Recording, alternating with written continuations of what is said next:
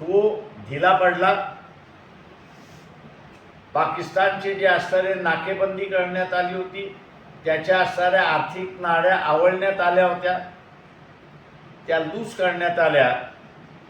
आणि नंतर आपण बघतो की कारगिल घडलं आणि इथं असणारा बॉम्बलास्टचा सिलसिला पुन्हा सुरुवात झाला, अशी परिस्थिती आहे.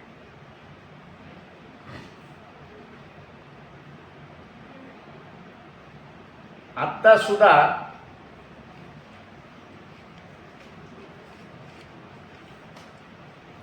पाकिस्तानचा असणारं आंतरराष्ट्रीय इमेज आपण बघितलं तर इराण म्हणते आम्हाला ह्यांनी फसवलं आणि अमेरिका म्हणतोय यांनी आमचा वापर केला.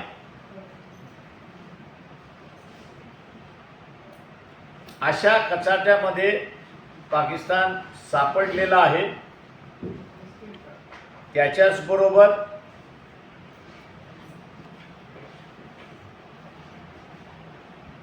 जी बातमी मध्यंतरी आली होती की अरब राष्ट्र UAE म्हणून जे आहे, युनायटेड अरब इमिरेट्स म्हणून असणारं जे राष्ट्र आहे, त्यांनी जे काही काळामध्ये त्यांना कर्ज दिलं होतं, त्यांनी सांगितलं तुरंत आम्हाला असणारं परत करा. आणि त्यांना असणारं 3.45 बिलियन म्हणजे हे 15 दिवसामध्ये परत करावं लागलं. हे परत करण्यासाठी पाकिस्तानने पुन्हा सौदी आणि चायना यांच्याकडून असणारं कर्ज उचलून आपल्याला असणारं त्या ठिकाणी कैद केलेलं आहे. भारताच्या संदर्भातला असणारा आपण विचार केला तर चायना बरोबरचे आपले संबंध अजून बदललेले नाहीत.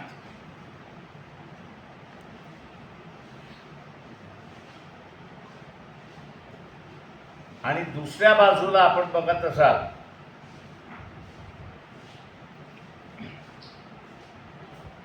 की पाकिस्तानने आम्हाला फसवलंय, यासाठी जी मुस्लिम राष्ट्र आहेत आणि पश्चिम देशातले राष्ट्र आहेत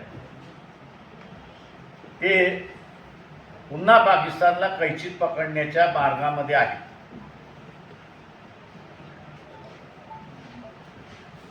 पाकिस्तान जेवढा कैचीमध्ये सापडला जातो, भारतामध्ये असणारा ब्लास्ट होत नाही, अशी परिस्थिती आहे.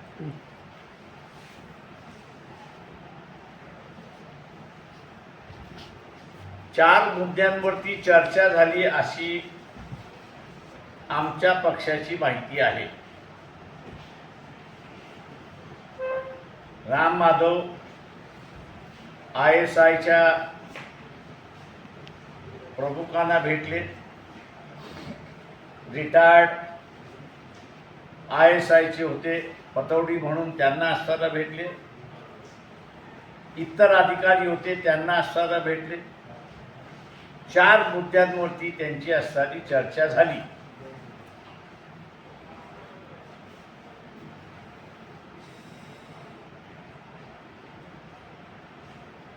हे चार मुद्दे काय होते याचा असणारा खुलासा RSSचे प्रमुख मोहन भागवत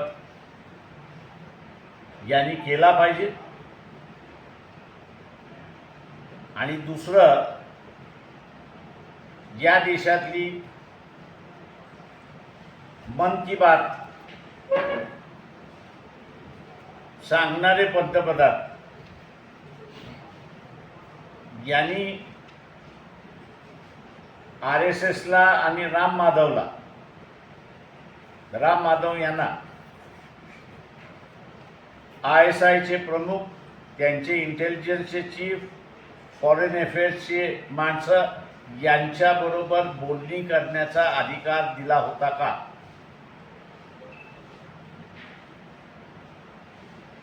मी इथे विरोधी पक्षाचं दुर्दैव असं मानतोय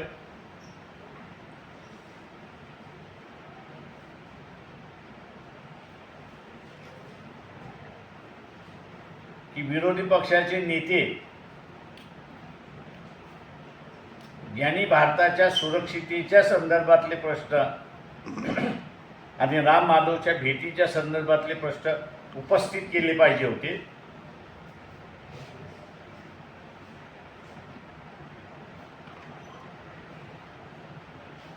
ते उपस्थित न करता वंचित बहुजन आघाडी महाराष्ट्रापुरता मर्यादित असणाऱ्या पक्षांना आता नॅशनल प्रश्न उचलावे लागतात आहेत अशी परिस्थिती आलेली आहे.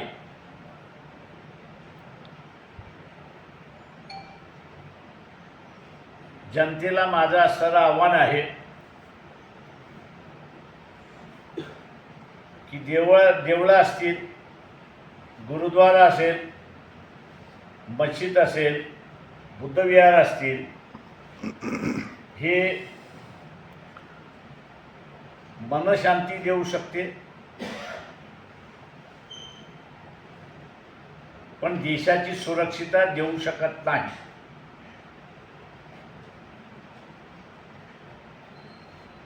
किंवा देशापुढचे आर्थिक प्रश्न सुद्धा सोडवू शकत नाही.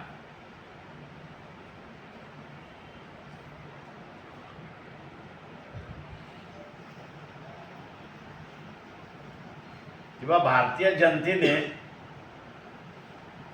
या गंभीर प्रश्नाची चर्चा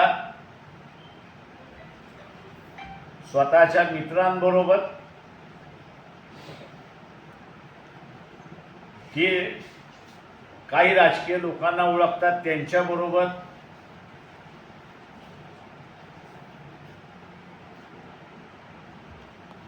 केली तर मी असं म्हणेन हा देशावरती फार मोठा उपकार होतो.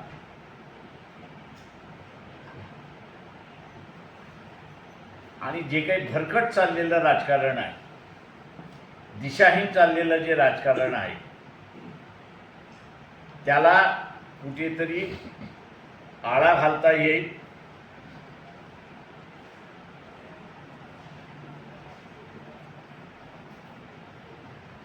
आणि आज जी तरुण पिढी आहे नैराश्याच्या वातावरणात चाललेली आहे, तिला अधिकृतरित्याने विचार करायला आणि मार्ग काढायला संधी मिळेल अशी परिस्थिती.